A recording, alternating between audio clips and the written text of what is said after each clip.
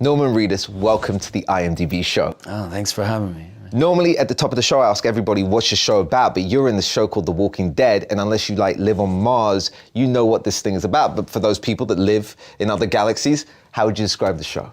The show really, it's about what would you fight for? Who would you stick up for? You pick your battles. You know I don't enjoy sacrificing my own people.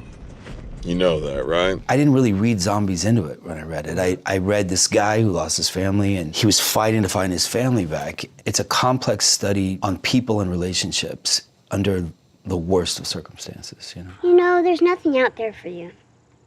For anyone. What was something you created for Daryl in your head when you were building that character that audiences would be surprised to find out?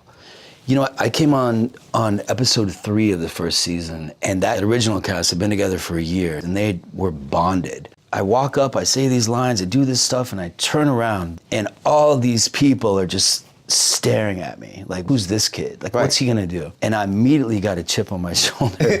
What do you know about it, old man? You take that stupid hat and go back to on Golden Pond. And everything kind of came out of the side of my face, and I didn't look people in the face, and I was like super self-conscious, and when I got up in your face, like I wanted to fight, that became the character. He assumed everybody hated him. The guy's a piece of shit. At the end of the last mid-season finale, we met this whole new breed of enemy. Explain to the world what we're about to go into with this brand new season.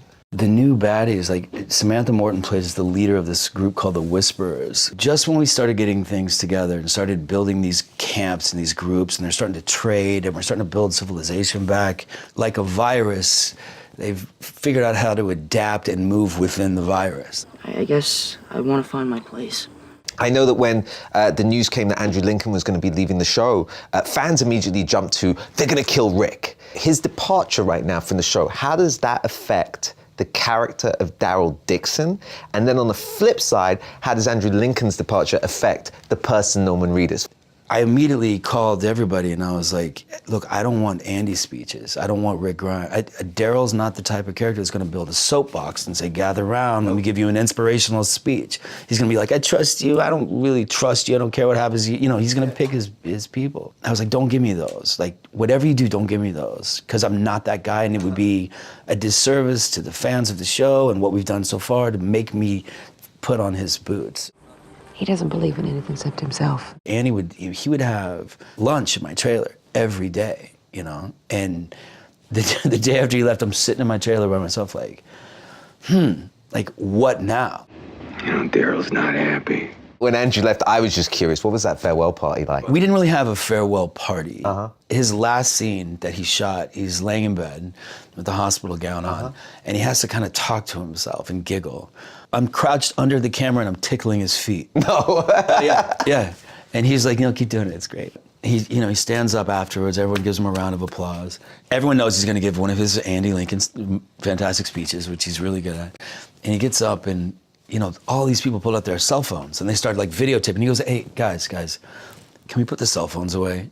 He goes, this is ours, let's keep it ours. I'm sure others did influence you, but I'd like to take full credit.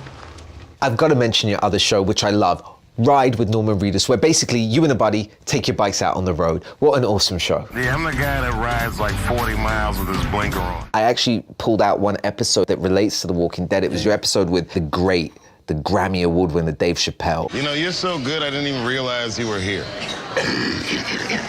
I remember at the very end of that episode, he actually goes and performs like a stand-up at like this club, and you're sitting there with a beer in hand watching it, and he goes and says, feel bad for this guy. Every day he goes to work, when they give him the script, he doesn't know if Daryl's gonna live or die. He has a gift, and he's super smart. We have all this real talk, like, and I think, you know, if you're a comedian, like, people expect you to be funny on No, it was a different side to Dave Chappelle. And it was nice to see that other side. I'm fine with being liked. Yeah.